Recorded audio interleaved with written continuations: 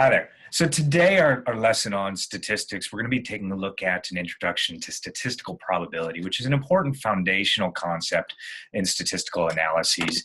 Because anytime that we do some sort of a hypothesis test, there's always going to be some degree of statistical error built into that analysis. So this is a really key foundational concept to statistics. And when we look at probability, we've got our basic formula is we're trying to take a look at what's the probability, and probability is always going to range on a scale from 0 to not probable at all to 1, always probable. The event is always going to occur. So we're looking at what's the probability of an event occurs. And that formula is our denominator. We need to look at the total number of possible outcomes. And in our numerator, it's the number of outcomes which makes the event occur. So it's the number of outcomes which makes event occur over the total number of possible outcomes. Now, when do we run into probability in statistical analyses? Well, for example, if we were looking at a popular press newspaper, we might see, for example, in USA Today, the results of and trying to predict the outcome of the presidential election. So how many people are going to vote for which candidate? Well, there's always going to be a margin of error built into that poll. So in this case, we have a plus or minus 3% error for any of the candidates. We'll also see probability come up in the results section, or sometimes in the methodology section. Researchers will report what their statistical analyses are going to be, and in the results section, we'll see the probability associated with those statistical analyses. Let's look at a really simple example of what we're doing with probability. So in this basic example, everybody knows with a coin, you either have heads or tails. So intuitively, it makes sense that if we flip a head, the probability of getting heads or tails is 0.5, or 1 out of two flips. So 1 out of 2 flips, you're likely to get heads. So if we look at our formula here, the total number of possible outcomes with a coin is 2, heads or tails. So if we were looking at the probability of getting heads, well, what's the number of outcomes which makes the event occur? It's only 1. Only one side of the coin has heads. So our probability of obtaining heads would be 1 out of 2, or 0.5. And again, that 0.5 probability always ranges on a scale from 0 to 1. Now, you might also see probability displayed as a percentage. So to get the percentage here, I would just take 0.5 times 100, and that would give us 50%. So approximately 50% of the time, if we flip a coin, we're going to get heads and we're going to get tails. Now, intuitively, that makes sense. It's a very simple example. But let's look at a little bit more complex of an example. So let's say that we have 6 gumballs. We have a pink, an orange, a blue, green, yellow, and red. And so we want to know, what is the probability of reaching into a bag and blindly pulling out a red gumball? Well, if we look at our formula here, so probability of pulling a red, what's the total number of possible outcomes? Well, we have 6, 1 of each color. And what's the number of outcomes which makes this event occur?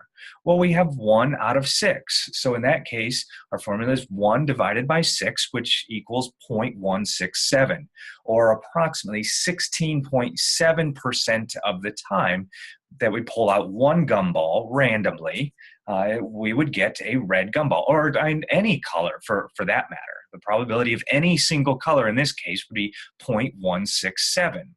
Well, what if we wanted to look at the probability of pulling a red or a pink? Well, in that case, our formula here, if we look, well, what's the total possible outcomes? Well, again, it's 6. Well, what's the total number of outcomes which makes this event occur? Well, pink or red is 2. So 1 plus 1 is 2, out of 6 is 0.3. Or we could just look at it and say, in this case, we could pull 1 out of 6, or 1 out of 6. In that case, 1 out of 6 plus 1 out of 6, is 0.333. So approximately 33.3% of the time, we're going to pull a red or a pink. It could have been blue, it could have been or green or orange or yellow, or any combination of two of those colors. Still a little bit more complex. Let's look at and say that we wanted the probability not pink or red, but we wanted to pull a red and a pink. So in that case, and we're not using replacement here. So first, for our formula, the number of outcomes which makes the event occur on that first pull, we could pull a red or a pink. Well, we have 2 outcomes which makes that event occur over 6. So 2 over 6 on the first pull. Well, once we pull that first gumball, let's say it's a pink, it could be a red. It could be any other color, but in this case, we're trying to pull a pink or a red. We know there's 2 out of 6 outcomes which makes that occur. Well, on that second pull without replacement, now we only have 1 other color that we're trying to pull. So again, that in this case, now we were trying to pull 1 additional color, but there's only 5 gumballs left. So in this case, and instead of red or pink, we have 2 out of 6 times 1 out of 5, and in that case is 0.0667. So 6.67% of the time, we're going to pull a pink and a red. In other words, 1 out of 15 times. 2 times 1 is 2, 6 times 5 is 30, so 2 out of 30 reduces down to 1 over 15. In other words, 1 out of 15 times we'll pull a red and a pink gumball. Hopefully you're following how statistical probability in this case works. What we do need to know, let me move this here. So in order to do a little bit more complex probability questions, you need to be familiar with the formula for combinations and permutations. Combinations is when order doesn't matter. When we're pulling in, let's say that we wanted to pull a pink and a red, whereas a permutation order does matter. So maybe we say we want to pull a pink and then a red, or red and then pink. But in this case, combinations is not, order doesn't matter, and don't be overwhelmed by this formula. What we're saying is out of how many total number, how many are we choosing? So in this case, we might have 6 total gumballs and we want to choose 2. So n factorial, and we'll look at this here in a moment with an example, n factorial over how many are we choosing factorial times the number minus how many we want to choose, and that's factorial. In permutations, order does matter. So the only difference between these two formulas is how many are we choosing factorial from our denominator. We're taking that out. So if we look here at an example, okay, put this down here. So if we wanted to choose, we go back to our same example before, that red and pink. But we wanted to use our combinations formula. And this is a good way to check your math.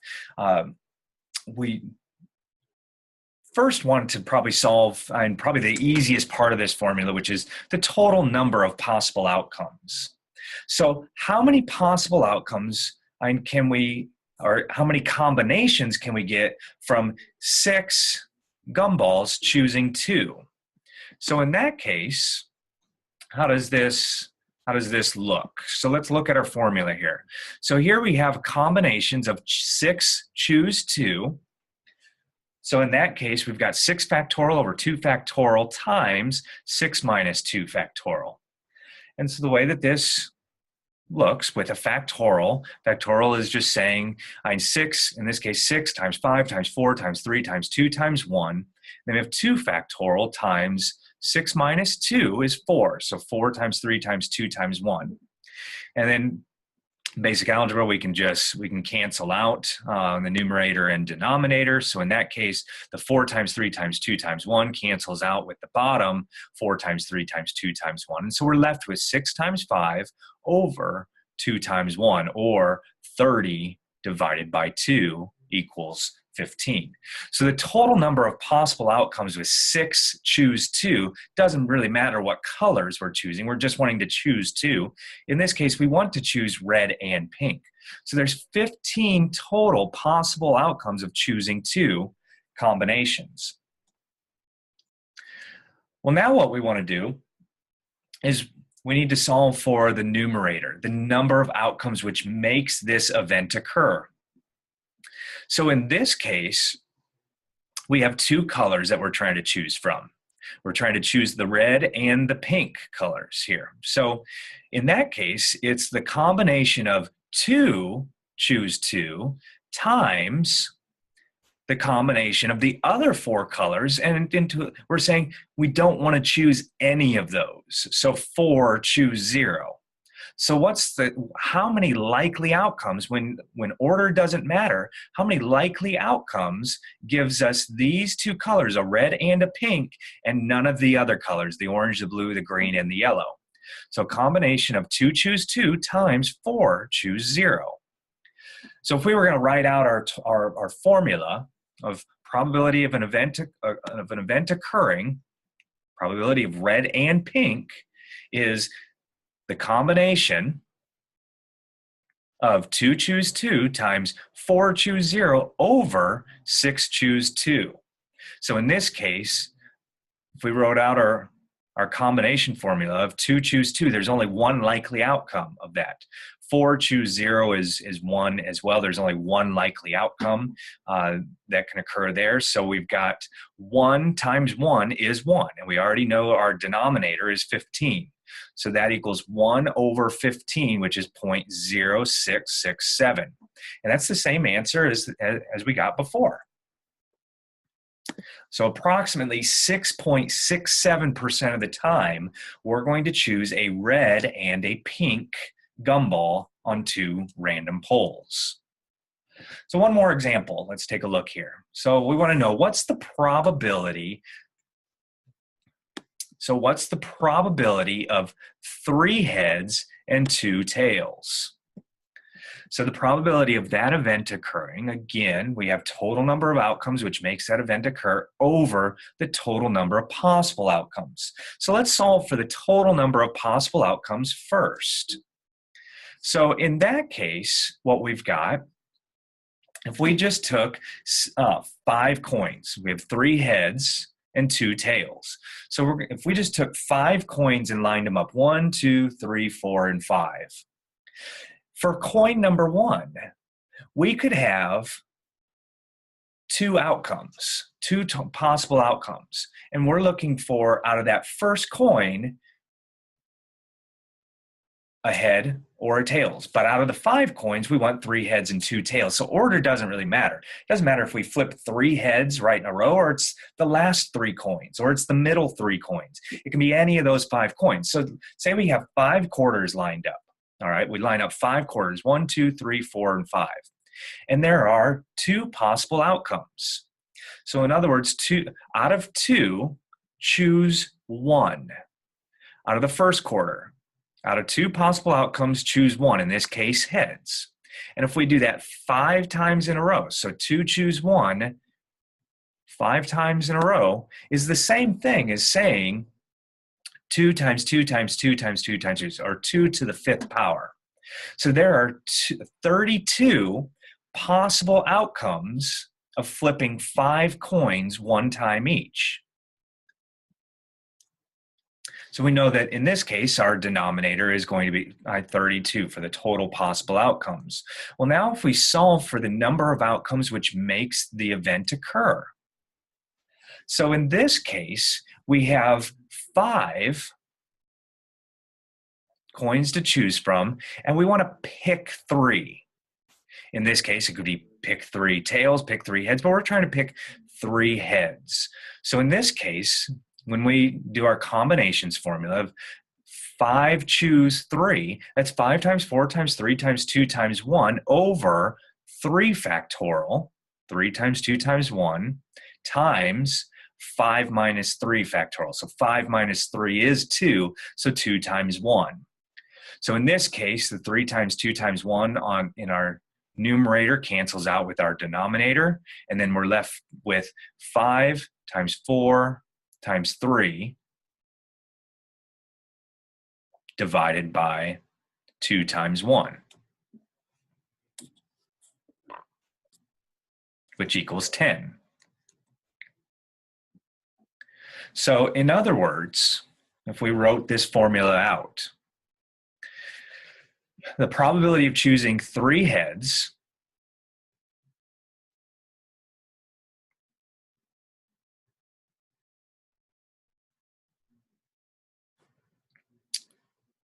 and the probability of choosing 2 tails would be 5 choose 3, which we said is 10, over the total number of possibilities, which is 2 to the 5th power, 32.